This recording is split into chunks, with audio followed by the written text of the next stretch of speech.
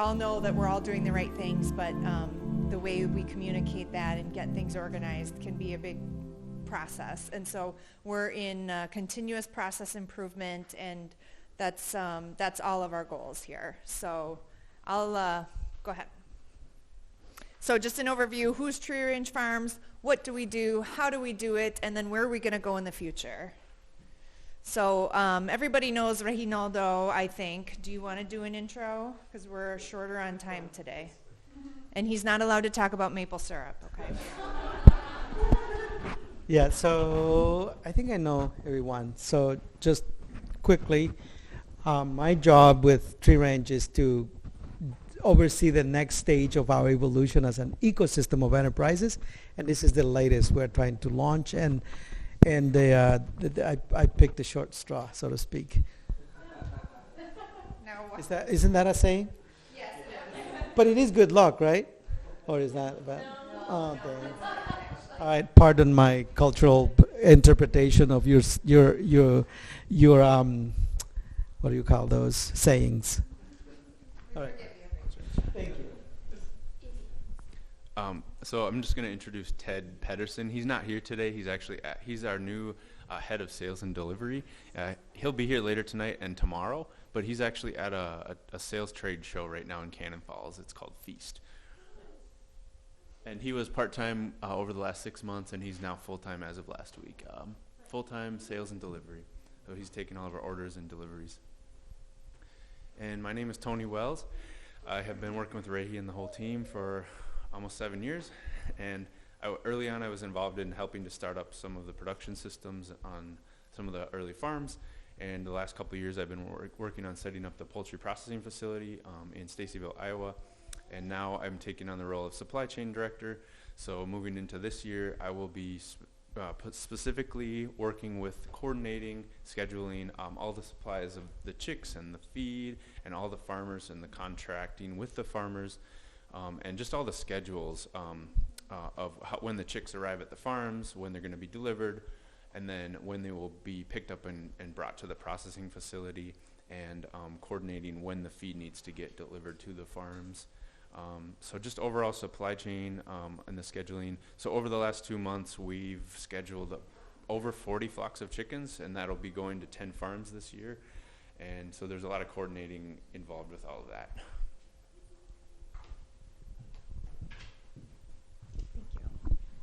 So I'm Jen Zepeda. I'm the Chief of Staff at Tree Range Farms. I'm a new face, probably for most of you. I just came on board full-time February 1st.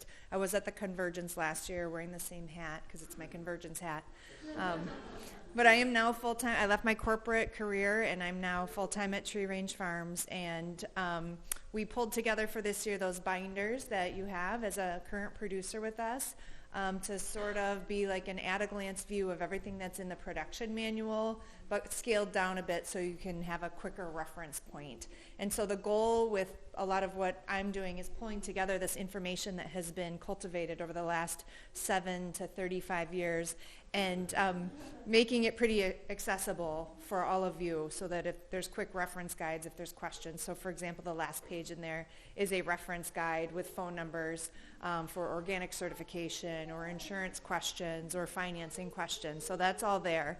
And certainly, now that we're all full-time at Tree Range, we're also your resources. And so we just want to make sure everyone knows and that we communicate properly the structure changes that have happened, and hopefully everything feels more accessible to you. Yes, so I grew up on a farm in southern Minnesota, about 3,500 acres, conventionally farmed. I loved the work. I loved the environment, the atmosphere, but I couldn't get behind the outputs and all the chemical inputs that is conventional farming. So I moved away from that and went to Iowa State. I studied architecture. I studied biological illustration, and I ended up at a paint company for 18 years selling paint. And that's the career I just left and to join Tree Range Farms. And yeah. And then we have Will Crombie here. Oh, we have Todd Churchill next. He's acting as our CFO. And so you probably recognize Todd from Thousand Hills Beef or Blue Nest Beef. And Will Crombie here with his amazing daughter drawing on the chalkboard. Oh, Hazel, are you coloring? All right. I'm Will Crombie. I'm a farmer and a filmmaker and a digital marketer, and I'm a part of this as a farmer with my family who also raises tree-range chicken. We call ourselves chicken tenders. And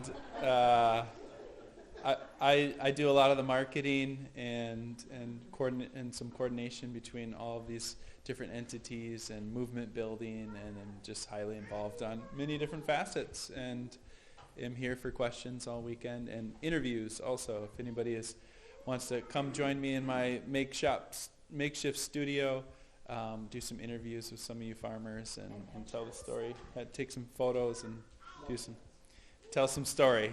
We'll do some mug shots and I'll tell your story. So, yeah. I think we need to change the title to Chief Storyteller. Yes, Chief of Storytelling. So the co-founders, I'm sure you're familiar, but in case you aren't, they were there. They co-founded Regeneration Farms in 2016. So Reginaldo, Tony Wells, Will Crombie, and Jim Kleinschmidt. And so that was Regeneration Farms transitioned to Tree Range Farms in late 2022 and is now a C Corp. And that happened because there was an investment company that came in and invested so that all of us could sort of get collectively organized and have full-time jobs here to continue to organize and get better and grow and scale all of this amazing work. And so the board of directors is there. Jim Kleinschmidt is the chair of the board, and then Reginaldo and Tara Smith-Swibel are on the board, and Tara is with Regenerative Capital, the lead investor in Tree Range Farms. Go ahead, Cliff. What was it before it was a C Corp? LLC. Yep. And what's the difference? It sounds like the investor role is different in C Corp. I actually don't know the difference, so maybe Ray can If it's important, it's okay.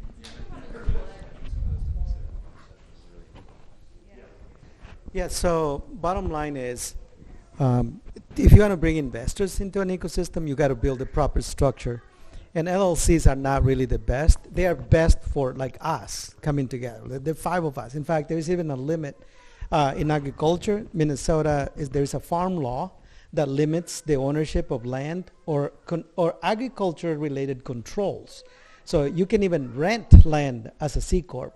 You got to be an LLC. So there's a lot of those things. For us, it was critical because, 1, because we needed to bring investors, and 2, because investors are just not going to engage as an LLC. And so we thought about it quite a bit, because also that means we will dilute the ownership. I mean, people are not just going to come deposit money in your bank account for free, right? And so what do? In this case, is equity capital, because we also don't want to go in debt. But going in debt is better. If you're an LLC, you go in debt and everybody backs up that debt. That's what we have. Will, Jim, Tony, and I, we actually mortgage our houses to get the Tree Range Farms, barely even going. We couldn't get it going. But in the C Corp, we're not doing any of that. So that's a huge difference. Now, they are risking their capital. We are going to do our best to make sure that we make them whole, and the only way to assure that is by giving them shares, ownership on the company. Now, we did code it so that we will be giving up $2.5 million worth of ownership, equivalent to less than 50% of the ownership, so that the control stays with us, but it's not 100% anymore. Now, those are just things we have to do. If we want to launch this, nobody's going to put capital unless we actually adapt ourselves. And that's the huge difference between launching a company that is investment ready or investor ready versus what we had before. And luckily for us, they know how to do it too. They walked with us for almost a year and helped us in that transition, and didn't come aggressively trying to take over the company, which we would not have gone for. So right now, we have a network of, I think it's like 35 investors in the system that we are working with. Not all of them have invested. We started with $2.5 million goal. We just started to close on the first 525,000. Those include all of us. Jen and I both, took some of our family, little cash that we could scrape, and we put it into it as well. And then other investors, Terra Regenerative Capital came in and did some notes, convertible notes, which means they lent the money to Tree Range Farms to be converted into equity once Tree Range Farms was incorporated. All of those things are part of this transitional process. We did raise already $625,000 as part of this process. 525 are being closed on. 100,000 are deposited into a transition account that is controlled by Terra Regenerative, and then when we have another 500 in there, it will be transferred to Regeneration Farms, and that's how we are paying for all of the cost of chicks and feed, our salaries, and all of that this year. So I hope that helps you understand what we have been doing here, as well as organizing the supply chain, streamlining everything, cleaning up all of that hanging shaft that we have had, re-straightening up relationships because it's been painful. We know that. I myself been part of that process. So as I experienced it, I realized, we're gonna go through this.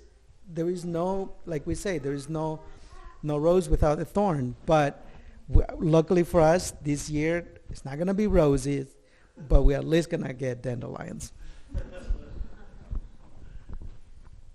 Okay, so I'm going to just jump into this. You already know how we do this. Why is the protocol based on a jungle-like environment?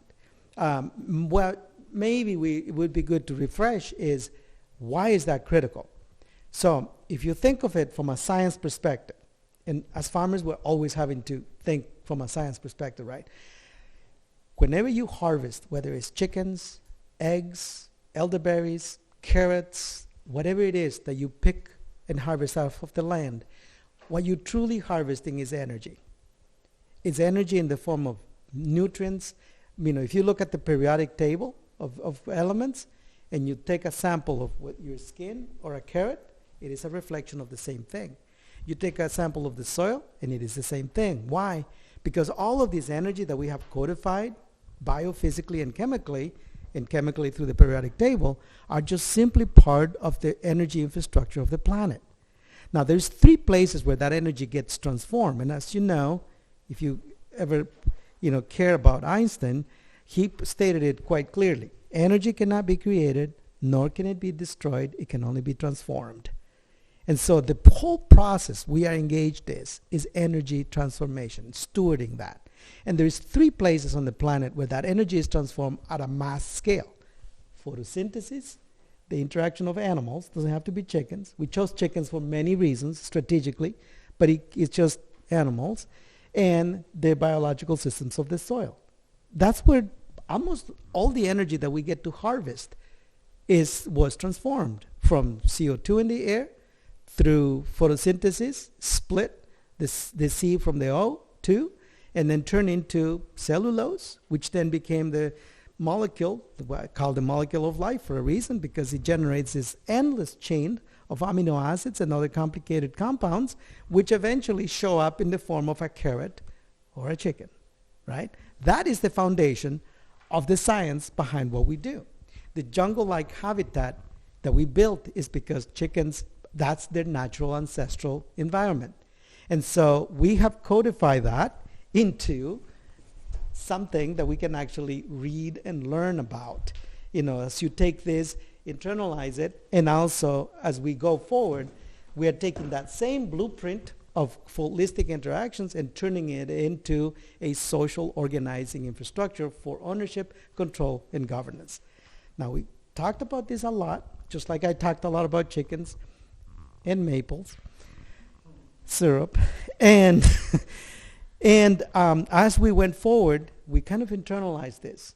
And may sound really second nature to a lot of us right now. Many are coming in and may look a little bit like, what is this all about? But to many of us, as we move into the next stage of organizing the system, the social power structure, organizing and all of that, so that we can make democratic decisions, you will see that we are mimicking the same blueprint of the microsphere on which we depend for energy transformation. For, at the end of the day, this energy we transmit, it has to be balanced out.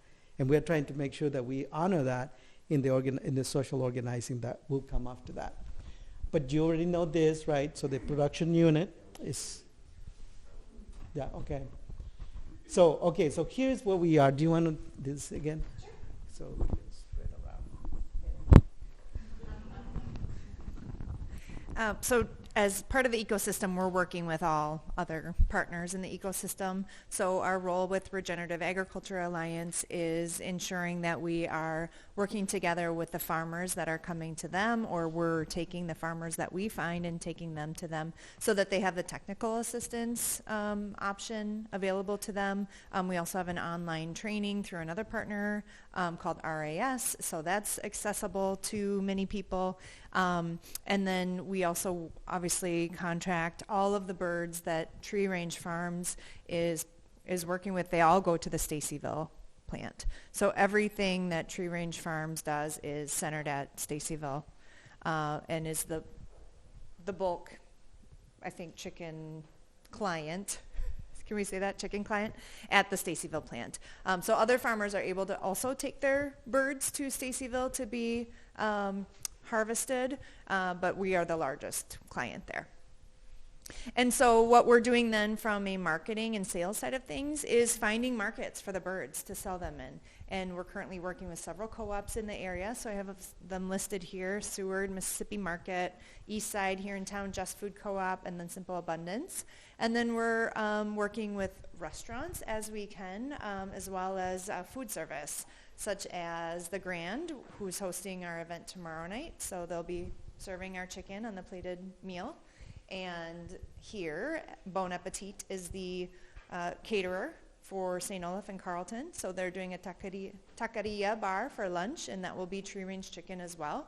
And Simples, who is you have a coupon for them in your green bag. Simples is based out of Minneapolis, and they do local ingredients. They make fresh foods and then freeze them and deliver them to your door.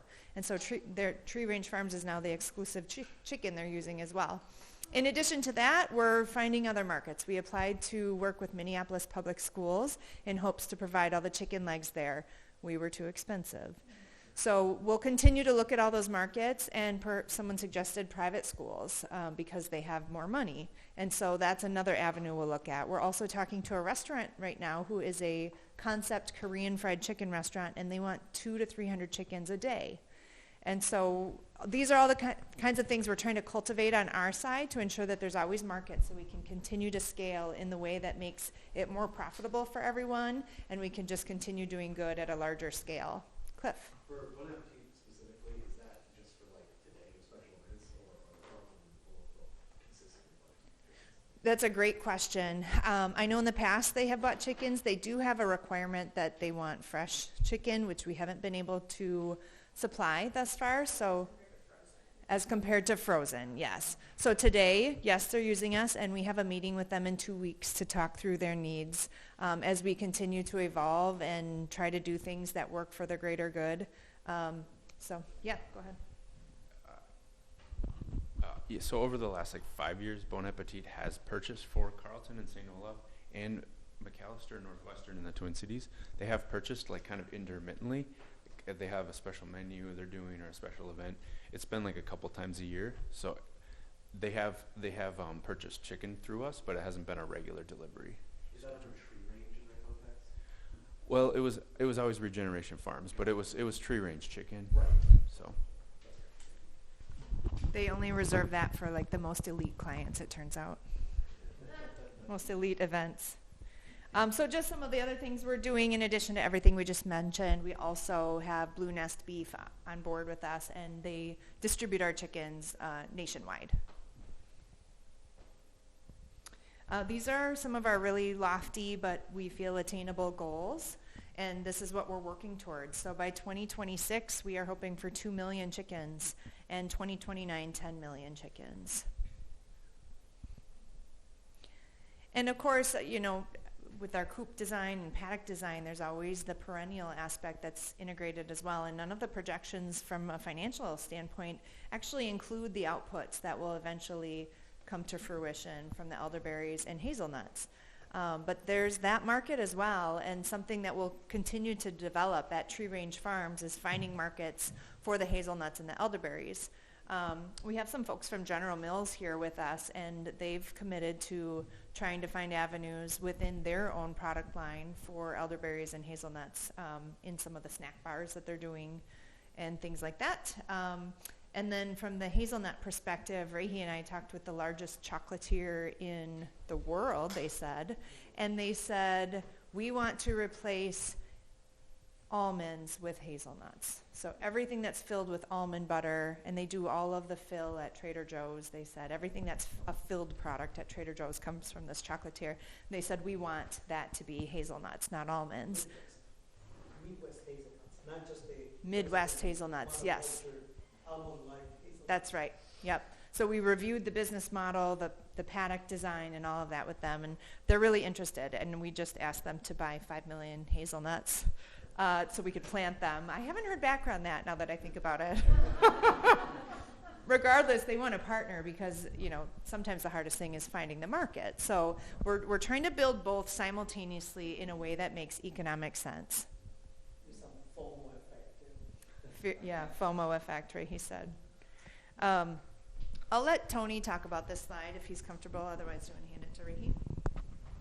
Yeah, I can say a couple of quick things. So over the last like 6 to 12 months, we've spent a lot of time and effort. I haven't personally, but Jen and Will and Reagan and others have spent a lot of time developing a brand behind Tree Range Farms. And this is a new label design, and then this is just kind of a chart showing the claims that we're making with Tree Range chicken versus pasture raised or versus conventional chicken. And we have time now for some discussion. So Yeah. we have about 5 minutes before lunch, and like we said, we don't want to keep you from lunch. So Questions? what kind of questions? Yes, Oh, sorry. yeah, okay. Do you have a question? No. Oh. I'm really happy to see that a like more colorful, eye-catching label is being used. Me too.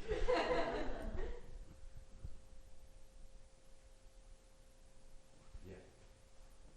I got 4 thighs at Seward the other day, Tree Range, and they were excellent. They put her new to shame, so. Good, good.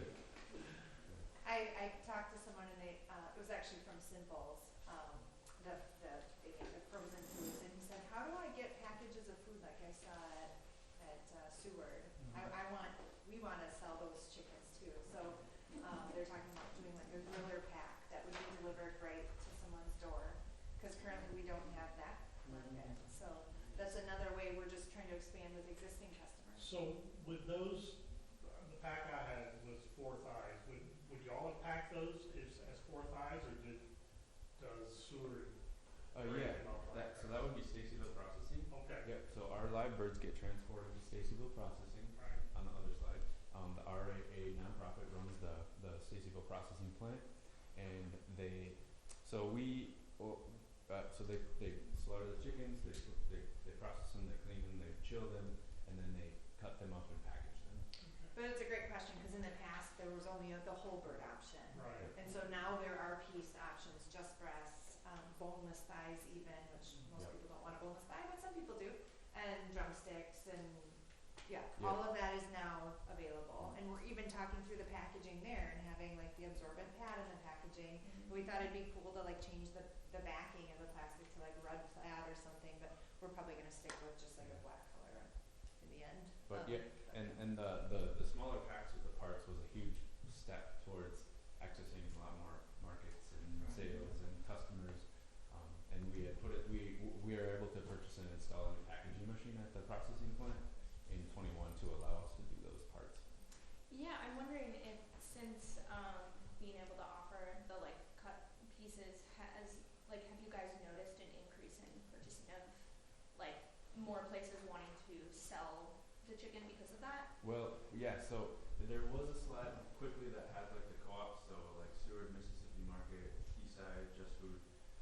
All of those co-ops we wouldn't have been able to sell to if we didn't have parts. Nice. 80 or 90% of chicken sales are in parts. That makes sense. Yeah. What other questions do you have? Well, you think about it. Think of this not as a standard or claims. Think of it as a story. This is our story, and our brand is not a chicken brand. It's a story brand. If you're not familiar with story branding, look it up. It's a whole different concept. So what we're doing is relying on a story brand, which then can be codified according to what happens on the land. And the integrity of that story is really the asset. It's the biggest asset we have is our story and the brand behind that story. Whatever we compromise as farmers on our land compromises the story we are telling. There is even legal liability to saying to a consumer that they are that we are doing something we're not. And if it's verified that we are lying, we're actually legally liable. But we also, the more important part for us is that we are morally liable for what we do and what we say. And so this is probably the most important slide for me as a producer. I want to know, I am not just whitewashing an idea of regeneration. And two, we're codifying our story to be told at the largest scale possible at any level we can. You've got slow growth breeds required on there for the tree range brand. My understanding is that that's a 10 to 12 week. But I've also been seeing people talking about a 6-week fast growing bird within the RAA. How do you square those two? Well, there is no bird in our approved breeds that will grow in 6 weeks, period. It's come up a few times on your app. One of your Okay. speakers was even talking that one of the speakers that is noted as a speaker on this app is talking about a 6-week. Those cornish crops. Who's talking about that? I was just in the. Yeah, I thought that was yours. Yeah. And so that has nothing to do then with the. Well, I'm not a grower, I'm a researcher. Uh-huh. So I perform research on Cornish crosses, the 6-week growing bird and the slow growing breed. So Okay. there was an attendee who was asking about how much feed a bird requires. And then you answer Yeah, based I on the answer- 6 weeks instead of the. Yeah, which is Instead my of 10 to 12. experience in my Okay. research. Because I answered based on the 10 to 12 Mhm. week that we're doing. So, okay. Exactly. That- Good. Thanks for clarifying that. Yeah, and I don't know if you know Dr. Leone. She's been doing a lot of research on non-conventional chicken, but the growers, we have a protocol. She's just evaluating what our protocol does, not deciding what we do. What we do is we have 4 now, I think, breeds that have been approved. So far, I'm the one who raises those breeds before they are approved across the board. Because we got to observe a very long list of characteristics, responses, yeah. No, we're not. We're not. We may harvest younger chickens, but it's still the same breeds. That's a whole different story, though. We are done. Yeah. Yes. Do you want to eat lunch or do you want to stay and chat? Up to you.